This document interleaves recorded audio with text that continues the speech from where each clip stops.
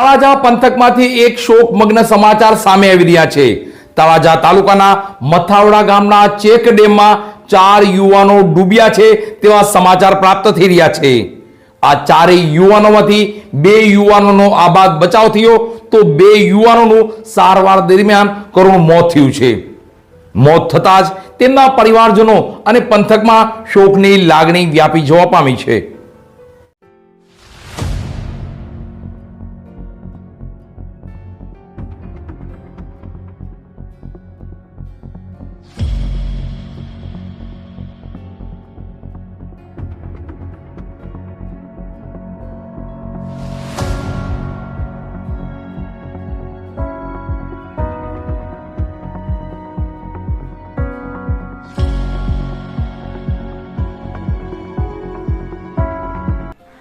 તળાજા તાલુકાના મથાવડા ગામેથી એક અત્યંત કરુણ ઘટના સામે આવી છે। મથાવડા ગામે આવેલા ચેક ડેમમાં 4 યુવાનો ડૂબ્યા હોવાની ઘટનાથી સમગ્ર તળાજા પંથકમાં ચકચાર મચી ગઈ છે। ઘટનાની જાણ થતાં જ પોલીસ અને ફાયર ટીમ તાત્કાલિક ઘટના સ્થળે દોડી આવી હતી। ભારે જહેમત બાદ 4 યુવાનોને ચેક ડેમમાંથી બહાર કાઢવામાં આવ્યા હતા। મળતી માહિતી મુજબ 2 યુવાનોનો આબાદ બચાવ થયો હતો, જ્યારે અન્ય 2 યુવાનોની હાલત ગંભીર હોવાથી તેમને તાત્કાલિક સારવાર માટે તળાજાની ખાનગી હોસ્પિટલમાં ખસેડવામાં આવ્યા હતા। ત્યારબાદ બંને યુવાનોને વધુ સારવાર માટે તળાજાની સરકારી હોસ્પિટલમાં ખસેડવામાં આવ્યા હતા, જ્યાં ફરજ પરના ડોક્ટરે બંને યુવાનોને મૃત જાહેર કર્યા હતા।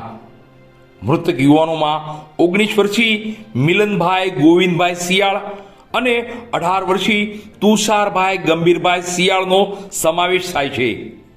આ કરુણ ઘટનાને પગલે તળાજાની સરકારી હોસ્પિટલ પરિસરમાં ગમગીની છવાઈ ગઈ હતી। ઘટનાની જાણ થતાં જ તળાજાના ધારાસભ્ય ગૌતમભાઈ ચૌહાણ, એબીભાઈ, રમેશભાઈ ભાલિયા, હરેશભાઈ મેર, તુલસીભાઈ મકવાણા, હિંમતભાઈ ડાભી સહિતના તળાજાના કોળી સમાજના આગેવાનો હોસ્પિટલ ખાતે દોડી આવ્યા હતા। આ ઉપરાંત તળાજા મામલતદાર કચેરીના કર્મચારીઓ પણ હોસ્પિટલ ખાતે પહોંચ્યા હતા। 2 યુવાનોએ અકાળે જીવ ગુમાવતા મથાવડા ગામ સહિત સમગ્ર તળાજા પંથકમાં શોકનું મોજું ફરી વળ્યું છે। જે મથાવડામાં જે ઘટના બની છે એ 2 છોકરાઓ, 2 22 વર્ષના એક ને 23 વર્ષનો છોકરો છે, એ ચેક ડેમમાં નાહવા પડ્યા છે। એમાં જે બોયા ઉપર નાહવા પડ્યા એટલે બોયો નમી ગયો અને અંદર પાણીમાં પડી ગયા ને બંનેને તરતા આવડતું નહોતું એટલે ડૂબી ગયા અને અત્યારે એમને એમ્બ્યુલન્સમાં તળાજા લાવેલા છે પીએમ માટે।